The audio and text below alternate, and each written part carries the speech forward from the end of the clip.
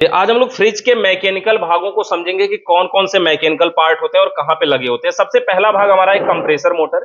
ये सबसे महत्वपूर्ण भाग है और ये हर फ्रिज में यहाँ पे पीछे की साइड में ही लगा रहता है। हमारे यहाँ पे दूसरी फ्रिज भी है, इसमें देखेंगे ये इन्वर्टर मॉडल फ्रिज है, इसका कंप्रेसर मोटर यहाँ पे लगा हुआ है।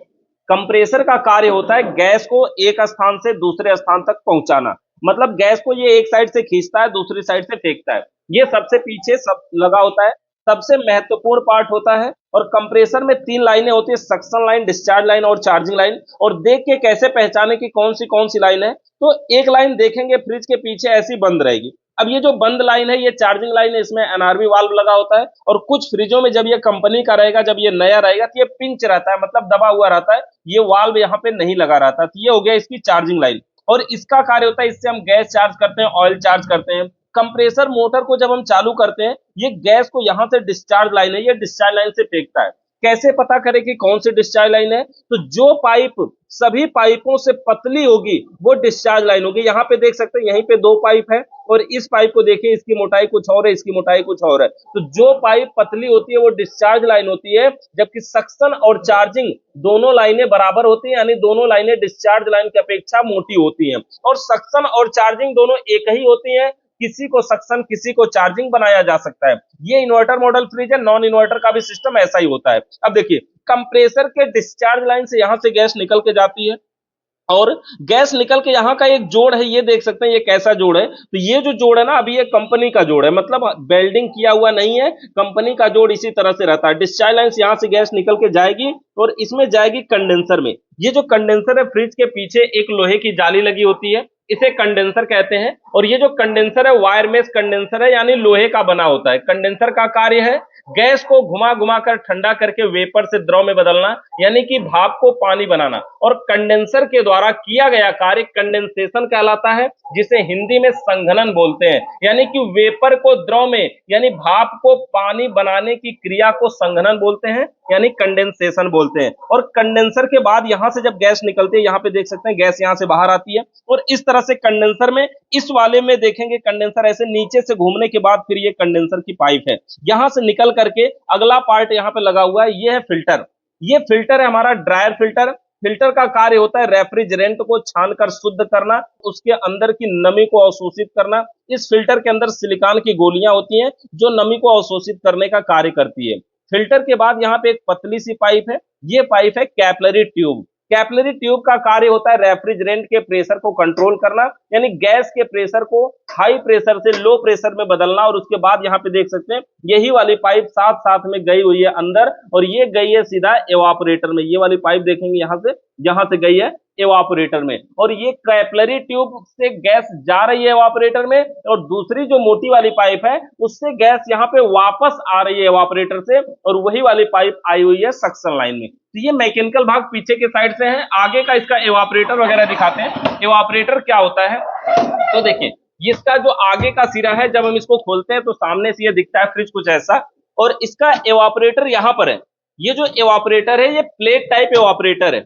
इसमें देखिए ये एवापोरेटर हमने एक बाहर से रखा हुआ है, ये एवापोरेटर वही वाला एवापोरेटर है, बस इसकी बनावट में थोड़ा सा डिफरेंट है। यहाँ पे देख सकते हैं एक कैपिलरी ट्यूब जोड़ने की जगह है और एक सक्शन लाइन की पाइप जोड़ने की जगह है।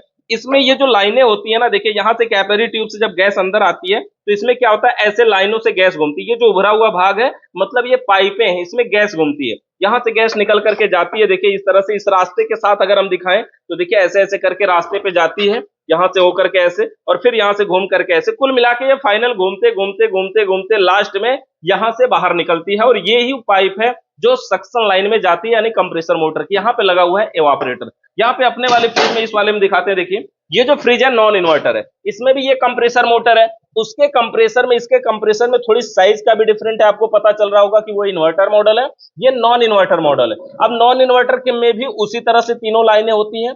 जो पाइप पतली है वो डिस्चार्ज लाइन है, और जो पाइप मोटी है वो सक्शन लाइन या फिर चार्जिंग लाइन। यहाँ पे देख सकते हैं ये वाली पाइप मोटी है, इसके पीछे दूसरी वाली पाइप देखिए वो पतली है।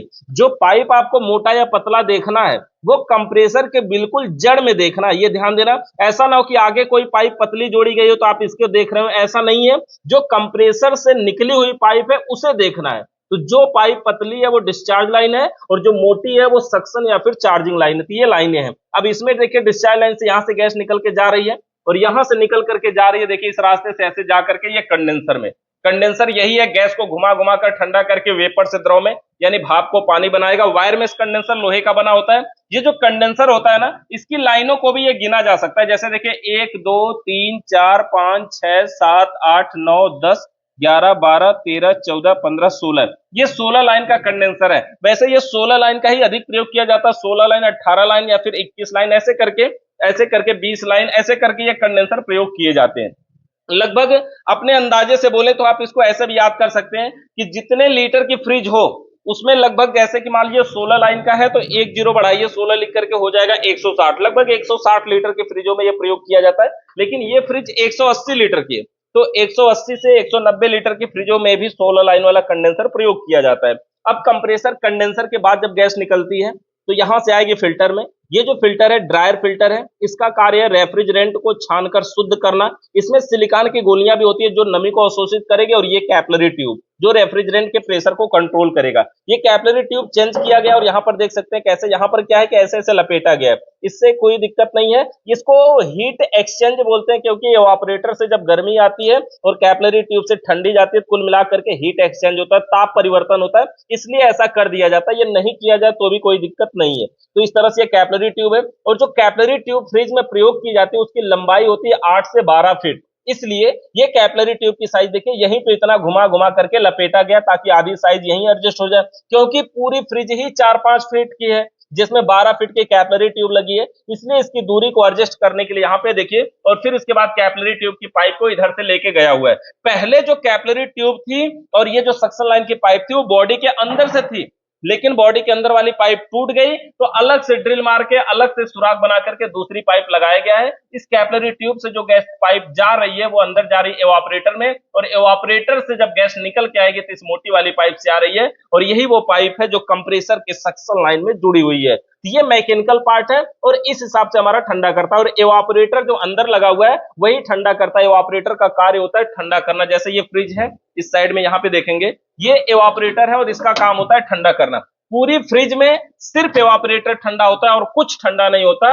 ये जब जो सब नीचे के रैक है ये सब इस एवापोरेटर के ठंडा होने की वजह से ठंडा हो जाते हैं, क्योंकि जब ये ठंडा होता है इसकी कूलिंग कहीं बाहर नहीं जा पाती, दरवाजा बंद रहता है, इसलिए इसी की कूलिंग पूरे में फैलती है। इसलिए ये एवापोरेटर इसमें जो कुछ है पूरे को ये ठंडा करता है। तो इस प्रकार से एवापोरेटर का कार्य होता है ठंडा करना। मैकेनिकल पार्ट हमारे बेसिक इतने ही है, compressor, condenser, filter, capillary tube और एवापोरेटर। ये 5 मैकेनिकल भागों से मिलकर के हमारी फ्रिज ठंडा करती है। नेक्स्ट पार्ट में हम लोग इलेक्ट्रिक बारे में समझेंगे। वीडियो देखने के लिए आप सभी का बहुत बहुत धन्यवाद।